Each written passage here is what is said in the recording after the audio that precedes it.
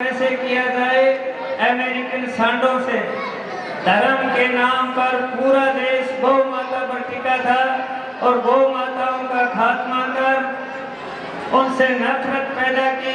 American सांडों ने हमारे देश की गौ माताओं का अमृत रूपी दूध का खात्मा कर हमारी आने वाली पीढ़ी के विनाश के लिए 15 माह की अमेरिकन बच्चियों का जहर पीने को मजबूर किया।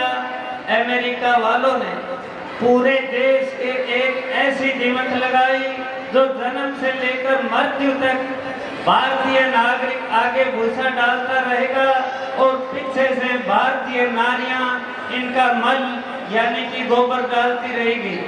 अभी तक तो विदेशियों के भेजे हुए टेलर ही सामने आने शुरू हुए हैं। धीरे धीरे आप आगे देखते जाना। हमारे देश के नेताओं को विदेशियों ने जय जयकारों के साथ कितनी बार उल्लू बनाया है वह तो आने वाला समय ही बताएगा।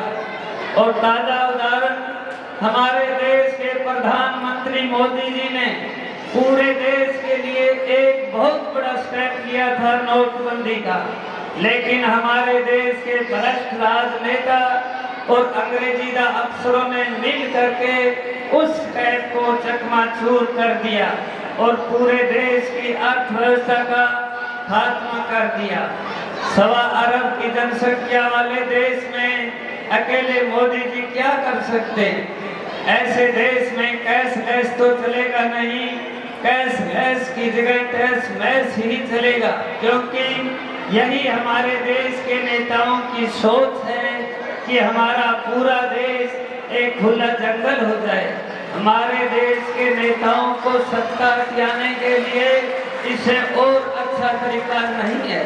आदमी का सम्मान तो इन सरकारी लोगों ने ताक में रख दिया और आरक्षण की छाया में हमारे देश की न्यायपालिका में माँ और बहन की गालियां भी आज जायज हो गई है और बिना शत्रु के ही यह हमारा देश आज खंडित हो गया है। आजादी के नाम पर समानता की बात करने का साहस अब लोगों में बचा ही नहीं। कश्मीर का उदाहरण देखकर तो आजादी के नाम पर रोंगटे खड़े हो जाते हैं।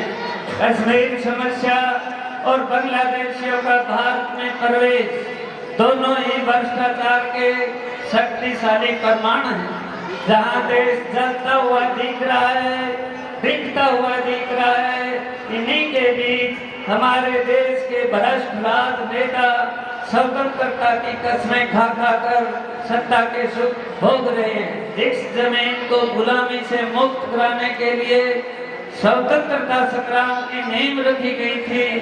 उस जमीन का दर्द तो इन अंग्रेजीदा अफसरों व देश के राजनेताओं के जहन तक में दिखाई नहीं पड़ता। हमारे संविधान को धर्म निरपेक्ष कर दिया। धर्म तो हर व्यक्ति हर वस्तु का होता है, इसके बिना किसी का कोई अस्तित्व भी नहीं होता। धर्म की परिभाषा भी नहीं दी थी हमारे संविधान में, लेकिन आज सारे संप्रदायों पर धर्म की परिभाषा लागू कर दी गई है। जो व्यक्ति विशेष की चिंतन परंपरा पर आगे बढ़ता है वह संप्रदाय कहलाता है, धर्म नहीं। इतना अनाथ कर डाला, देश के टुकड़े टुकड़े कर दिए और आधुनिक शिक्षा का जहर आज पूरे देश की युवा पीढ़ी को नील गया और हम सब गौरवित हो रहे हैं। आज की इस शिक्षा में न तो जीवन का संघर्ष शामिल है और न ही हमारी सभ्यता और संस्कृति की चिंतन धारा।